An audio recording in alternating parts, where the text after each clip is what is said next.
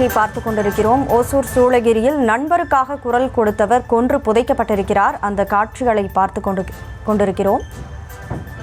ஒசூரில் நண்பனை தாக்கிய நபரிடம் தகராறில் ஈடுபட்ட பெயிண்டர் காரில் கடத்தி கொலை செய்யப்பட்டிருக்கிறார்.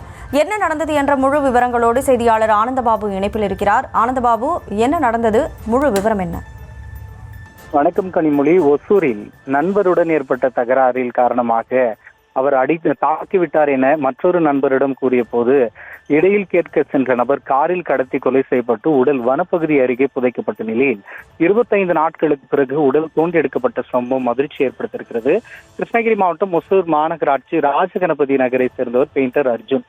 இவர் கடந்த 25 நாட்களுக்கு முன்பு காணாமல் போன நிலையில்தான் இந்த விவகாரம் தற்போது போலீசார் மூலியமாக தெரிய உடல் தோண்டி எடுக்கப்பட்டிருக்கிறது.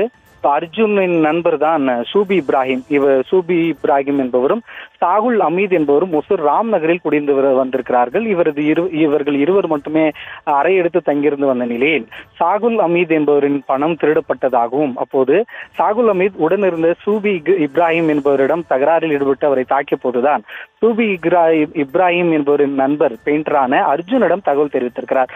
தான் பணம் திருடவில்லை எனும் தன்னை தாக்கியதாக கூறியதை தொடர்ந்து அர்ஜுன் இது குறித்து கேள்வி கேட்க சென்ற போது சாகுல் அமீதிற்கும் அர்ஜுனிற்கும் இடையே தகராறு ஏற்பட்டிருக்கிறது. அப்பொழுது அர்ஜுன் சாகுல் அமீதை கொலை செய்து விடுவதாக கொலை மிரட்டல் விடுத்ததை தொடர்ந்துதான் கடந்த 2ஆம் தேதி இரவு ஒசூர் எழில் நகரில் தங்கியிருந்த அர்ஜுனை காரில் கடத்தி சென்று கொலை செய்து 3ஆம் தேதி சூளகிரி அடுத்த சின்னார் வனப்பகுதி அருகே புதைத்திருக்கிறார்கள். இதனைத் தொடர்ந்து அவரது நண்பர் காணவில்லை என கொடுத்த புகாரின் பேரில் இது குறித்து ஒசூர் நகர போலீசார் விசாரணை மேற்கொண்டு 25 நாட்களுக்கு பிறகு சூளகிரி அடுத்த சின்னார் வனப்பகுதி அருகே புதைக்கப்பட்டிருந்த உடல் தோண்டி எடுக்கப்பட்டிருக்கிறது. கொலையாளிகள் 3 சாகுல் அமீத் உட்பட 3 போலீசார் கைது செய்து அவர்கள் காண்பித்த பகுதியிலே உடல் தோண்டி எடுக்கப்பட்டு சம்பவ இடத்திலே உடற்கூறாய்வு செய்யப்பட்டு வருகிறது.